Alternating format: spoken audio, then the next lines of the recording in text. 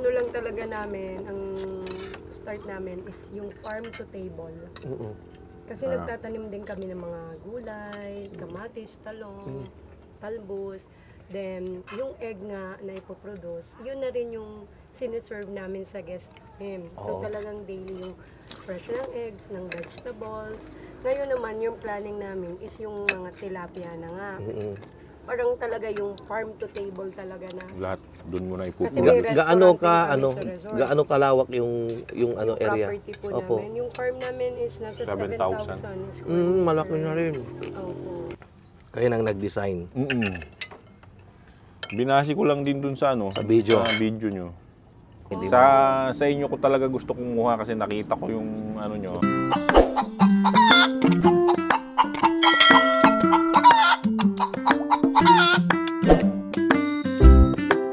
So may bisita po tayo ngayon. All the way from Pagudpud, Ilocos Norte. Walang iba kundi si Mr. Kauso. Ayan. So sasalubungin natin sila. Sir, good afternoon, sir. Good morning po. Good morning, ma'am. Opo, good morning po. Opo. Dito po tayo. Opo. Ang layo po ng binyahe nyo. Yeah, Pagudpud. Maupo po kayo. Doon na lang po kayo, sir. Gaano kalayo ang Pagudpud sa Batak? Malayo-layo pa ba? 120 pa kilometer. Ang layo pa, no? Yeah. Sa wagas, na-meet namin kayo. Opo. Yan, so may bisita po tayo ngayon. Sila Mr. and Mrs. Ano po yung family ninyo? Kauso. Kauso. Yes. Yan, from Pagudpud, Ilocos Norte. Ang layo pala nun, ma'am. Ang layo. Mga 7 hours kami nagbiyahe. Anong oras kayo umalis sa ano? Mga 4:30 siguro. 4:30. Opo. Kakain muna tayo. Wow! Ang ganda. Ay, wow. Ayan. Thank you po. Wow. Ang layo pa pala ng Pagudpud. Oo, malayo. Malayo po. Kami ang last town. Last na yun. Last town na. And then ano nang susunod? Cagayan. Kaya na po. Cagayan na. Claveria. Actually, ang mga business doon, mga resort, mga Resort. beach, ano kasi. So malamang may resort kayo. Meron po. Ayun. Parang farm to table sa. Pagka may time kayo naman ang bumisita ron. Kwentuhan habang kumakain. Ilan yung existing nyo na capacity, sir? 480. Ano na lang ngayon, 470. Kada may mortality. Mortality. Nalindol po kami. May nalumpo? Nalindol. Nalindol. Maalog siya. Actually, pag inanuhan mo siyang gano'n, Nag-collapse. hindi naman. Nagganon siya. Ganun lang. Malakas talaga. Gumagalaw. So ngayon, yung inano namin, yung sana yung kukuhanin ko sa inyo, elevated na yung ginawa ko. Tapos, nilagyan ko rin ng beam sa gilid para may kakapitan din yung paa doon. Bukod doon sa sandalan, yung dinodrawing nyo, Opo. nilagyan ko na rin ng beam para Mas mapuwersa siya. mas mapuwersa. May suporta. May suporta. Kayo nang nag-design.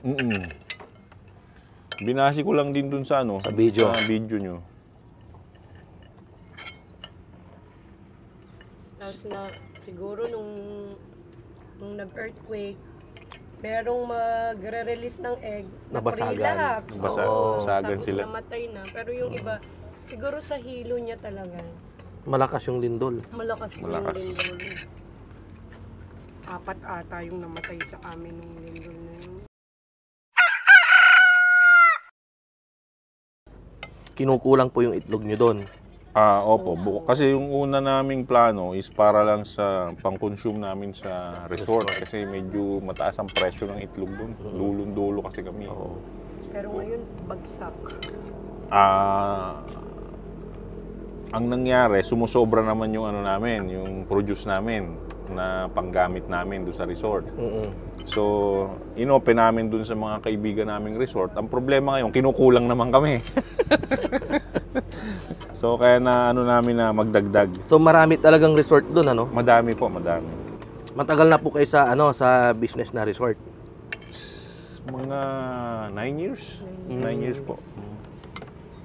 Bali, ang kukunin nyo, yung ano na lang, RTL na lang po. RTL po at saka sana yung Sorter. egg sorter. Ay, opo, yung sorter. Pero ang farm niyo po, malayo po.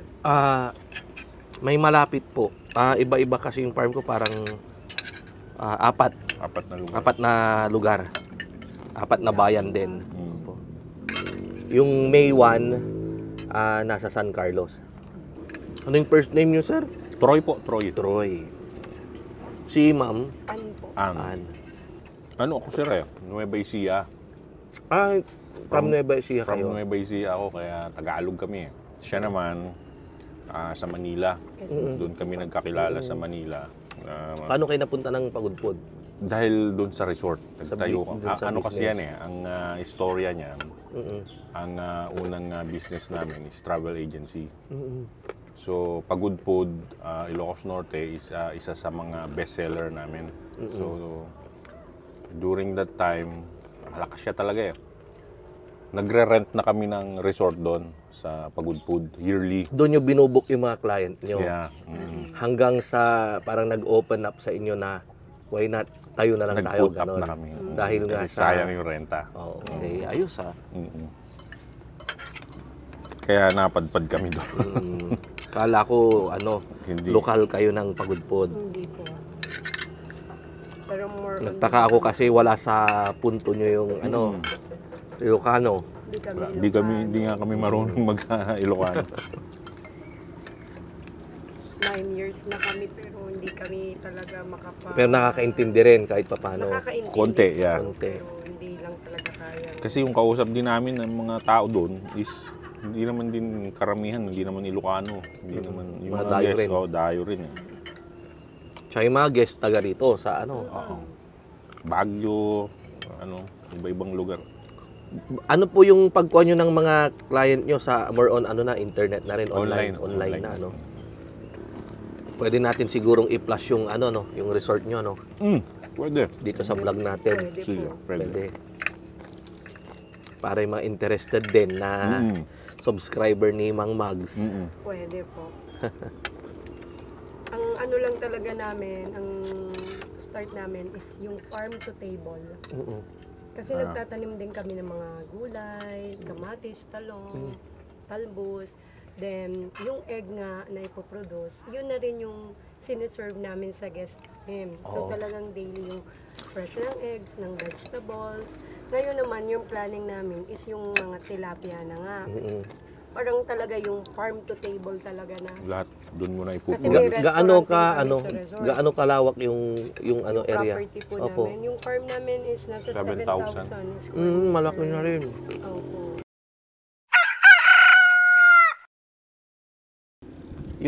Yung pinsan ko kakwentuhan ko lang kahapon. Ay, ma'am. Sige, thank you po. Thank you po. Opo, ma'am. Andito na po. Opo. Thank you po. Sige po. Kakwentuhan ko, nag-apply daw yung manugang niya ng visa sa Canada. Opo. Saglit lang daw pala na nakakuha. Mabilis na Mabilis yata. nga. Tapos ngayon. $7 lang daw yung binayaran. Mabilis lang daw po. Kasi naka-open ngayon. Pero yung namin, yung travel agency namin, as in, lang siya, pure Local lang, Puro local. local. Land arrangement. Puro land arrangement. Halimbawa yun, pag may nagpa-book, ang punta, dun kaagad sa inyo. Or may mga Depende. pa, Sa ibang lugar, may meron mga din. iba-ibang lugar din. Pag Ilocos po, vegan Vegan Labog Pagudpud, tatlo. May side trip lang naman yun, yung Great Tiki. Meron din kaming Baguio, Sagada, Caramoan, 100 Islands. 100 Island, depende po kung ano. Basta po. Kasi ang main namin, mga van talaga. Nag-start siya sa Nag-start po ako sa hanggang van. rental ng van. Tapos, nagkataon ng rumerenta sa akin is mga travel agencies. So, Nagka-idea kayo nagka-idea ako. So, ayun, nag-put up na din kami. ng travel agency. Travel agency. Tapos nung meron na, yun na naman yung sa resort. Sa resort. So, yun na. Nakita kasi namin yung kung ano yung pwede. kung anong pwede. Nagtayo kami sa amin ng ng agency, ay sa amin ng agency, sa amin ng van, sa amin ng Sa amin na accommodation. sa amin yung restaurant. So, Ganda. all in na. All in na. Yung Pati yung, package. pati yung ipinapakain nyo, sa inyo na rin. Sa- Yun nga po, parang ganun yung ano namin. Lahat Mga galing. Lahat ng opportunity pwede. na pwedeng pagkakita. Pagkakitaan. Parang wala pong tapon. Pag ganun mga magkano yung package no? Halimbawa yung La Union, Bigan, Lawag, Pagudpod. Pagkanong per head nun? Nagre-rate siya sa ngayon, nasa 3.5 siya, 3 days, 2 nights na yun per head. Complete okay na po na yun rin. with accommodation, With transportation, entrance fees. breakfast, sama Oo. na. Mura lang. Ilan yung capacity ng isang room? Sa room po, Opo. meron pong 4, 6. Depende kung ano yung Depende gusto kung nila. ano. Yung iba Ano kasi, pag halimbawa tatatlo lang sila, ma'am? joiners yun. Yung sasama natin doon sa mga ibang grupo na konti lang. Na konti By lang. schedule naman yun. Okay. Pero pag para masarili nila yung isang room, pag gusto nilang sarilinin, babayaran nila yung Hindi. package nun. Yung rooms, sari-sarili naman. Halimbawa, 4 lang sila, Isang room yun. isang room. Pag tatlo, isang Isang room, room pa din. babayaran nila yung yung rate ng isang room na. Iba po yung rate. Mas package kasi siya eh. Yung ang binabayaran is yung package mismo. Kasama na yung transportation, entrance 3.5 per head. 3.5 per head. So pag tatlo sila, 10.5 na. May sarili na silang kwarto. May sarili na. Okay naman na. Iba-iba rin yung sizes ng room. Depende kung ilan kayo sa grupo nyo. Tapos may mga kasama na ring breakfast. Meron na. And then yung sinaserve nyo, yung produce nyo sa Yan, farm. Pati yung gulay. Yung mga, Ano pong pangalan nung resort nyo? Villa Andrea Beach Resort. Green, Villa Andrea. Meron naman kayong Meron. di ba? Meron naman Page. po kami Facebook. Yan. Para i-flash mo dyan.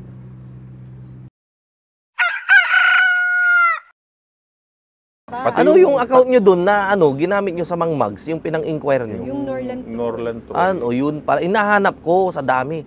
May na-reply na ako. Tapos, mabuti, nag-text kayo. Nung una nga yun, so sabi ko siguro January busy. dapat eh. Oh. Hindi, Sabi nyo nga, yung una nakakuha pa. na kayo ng cage, di ba? Opo. Yun. Pero sa Pero inyo- yung sa RTL sa inyo na lang, sabi yung ganun eh, di Sa ba? sa inyo ko talaga gusto kumuha kasi nakita ko yung nyo, Yung cages. yung cages nyo. Tapos sabi ko para isa na lang sa RTL cage sa inyo na. Kaso nandiyan na nabuo na yung mo, housing, madidelay yung ka na. madidelay na. Tapos dapat doon ako sumasama doon sa April 12 nyo. April 12. Oo, para naubusan na rin ako. So sabi ko sakto meron May namang May 1. Di ba? Parang katapusan lang din ng April yun eh. Lang. Sakto yun pa ang din. Sakto yun ang pasukan. Opo, mangingitlog. Maganda na naman yung presyo ngayon. Maganda. medyo- Ngayon kasi medyo bumaba. Pero ako, yung tinuturo ko palagi sa vlog, hindi tayo maapektuhan kapag naka-establish yung market. Tsaka yung meron kaming pwesto dyan sa palengke. Sa palengke naman, di sila nagbabagsak ng presyo. Hindi. nga po eh. Ang nagbabagsak lang yung mga walang mapagbenta ng itlog. Yes. Pero hindi nila nare-realize na kahit na gaano mo ibagsak yan, kung yung nagtitinda naman na hindi niya binabagsak yung Wala presyo rin. sa palengke, wala. Ganun pa rin, di ba? Parehas pa. Itong mga sa palengke, wise din sila eh.